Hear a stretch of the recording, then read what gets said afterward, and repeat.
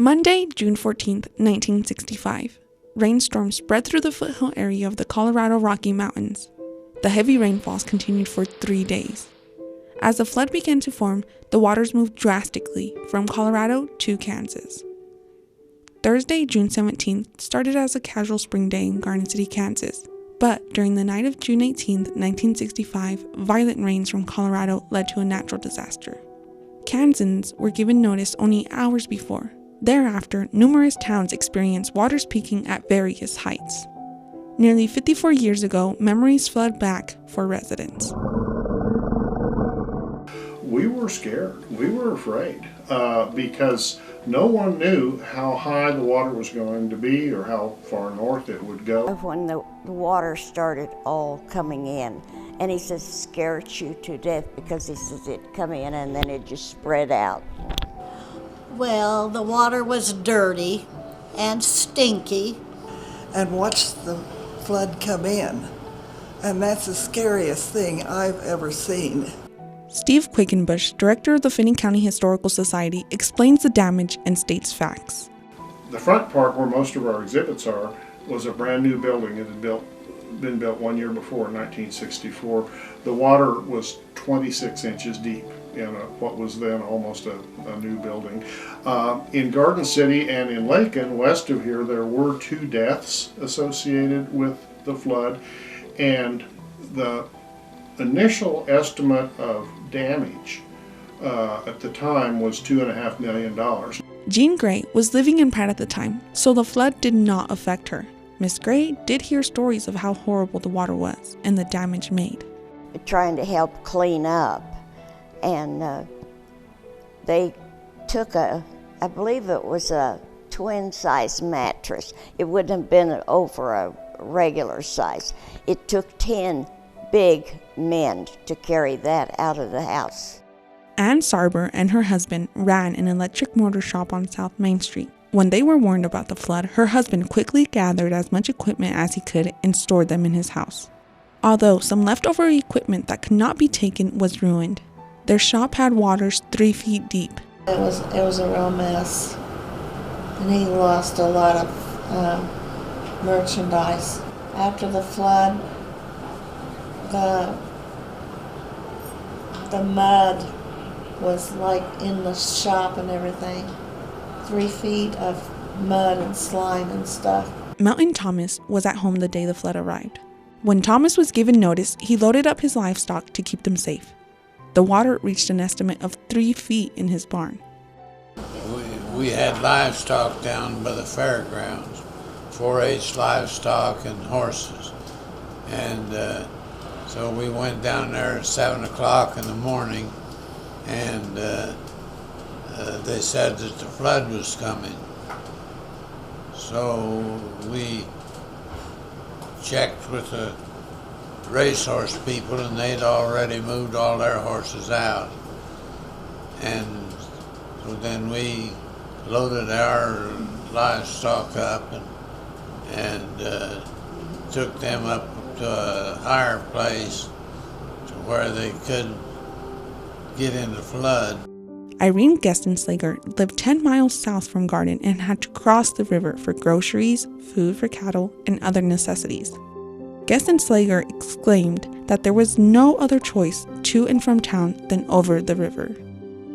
We lived 10 miles south of Garden. We had to go across the bridge to get to Garden to get supplies for the animals or groceries. They only had one way across it, and that was it. Gwyneth Frack resided 7.5 miles from Ingalls when the waters caved in, and she feared for her life. Miss Frack was also witness to the loose animals from the zoo.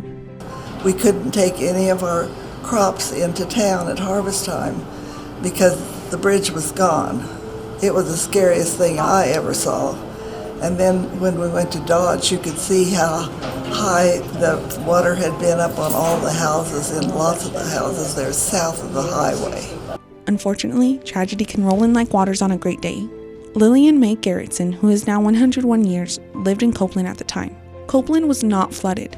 Mrs. Mae Garrettson was in awe since the flood arrived in surrounding areas the day of her daughter's wedding. Her and her family were expecting guests from both Garden and Dodge City. However, people were not allowed to cross the bridge.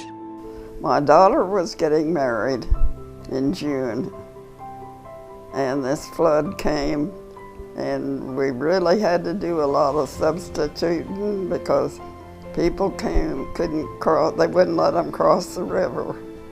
Erla Hopkins lived in Scott City. Hopkins and her classmates were getting ready for high school graduation day, just as the flood was moving towards them. She recalls the water spreading for miles. The roads in Scott City from east and south and west were all closed. So we had to go north to number 4 to get on 83 to come to have graduation. Ray Mann served as an agent in Wallace County. He was in Camp Crockett, Colorado when the flood started forming. There was more than 100 students at camp when the flood arrived. Still, the children managed to enjoy an extra day of camp. Mann remembers the John Martin Reservoir being extremely full. No transportation out. You couldn't cross that viaduct in Pueblo. And there were no telephones. And we had about 110 or 15 kids out there, little kids, and no way to get a communication to their folks. Well, they just had a ball. We were going to go home that day and didn't have anything planned, so they planned things for us. The flood not only affected people, property, and plantation, but also animals, especially those from the zoo. The water at the zoo reached 5 feet deep. Animals clung to their cages to save themselves. Sadly, the petite animals died. Other animals were released into the community. Some went missing, and the huge animals such as the lion and the polar bears at the time were looked after with caution. I was 9 years old. One morning, a few days after the flood, I was eating my cereal at breakfast at our house. We were on Hazel Street near where Garfield Early Childhood Center is now. Looked out the window, and there were some goats from the zoo in our yard, and they were eating the hedge, eating leaves off of the hedge. They had been let loose from the zoo. About 10 years later, I was working for a man named Frank Muskies, who had a carpet cleaning business, and his house was flooded 10 years earlier in '65 in the flood. And Frank was telling me, he lived here near the zoo on Maple, and Frank was telling me that for a lot of the rest of the summer after the waters receded, he had monkeys living in the elm trees in his backyard because they had gotten out during the flood, and it took the zoo several trips and a lot of coaxing and cajoling to get the monkeys rounded back up again. So there were some funny, interesting things, but it probably wasn't that funny at the time. Norma Just drastically recalls being alert when she observed animals from the zoo loose. One specific encounter she had experienced was the lion. She was not petrified since she kept her distance. They were evacuating the animals out of the park, and I remember seeing a flatbed truck with a cage and a lion in it. The flood of '65 should not be forgotten, nor the people who lived through it. The Finney County Historical Museum has an exhibit about the flood, which went up in 2015 for a 50-year anniversary. Quickenbush comments on the changes Garden City faces, how history is always made, and together the townspeople can overcome any obstacles. I would invite people to come to the museum and take a look at the Flood of '65 exhibit. It's pretty small, but we try with that on all of our exhibits to not just entertain, but to educate people about the history of Finney County, Garden City, Holcomb, other communities, and Southwest Kansas. So we just hope people will come and take a look and learn a little more about the past, especially something as surprising as the flood, because if you go to the river today, it's pretty rare when you're going to see water, so it's kind of neat to see that. I think we need to understand that our history is full of triumphs and challenges, and this was a situation where we had a challenging torrential rain, but the community came together and triumphed eventually over the effects of the flood. Well, you know, Garden City has changed a lot since the days of the flood. One of the things that Garden City is known for today is dramatic ethnic and cultural diversity. Well, I hope we never have another flood.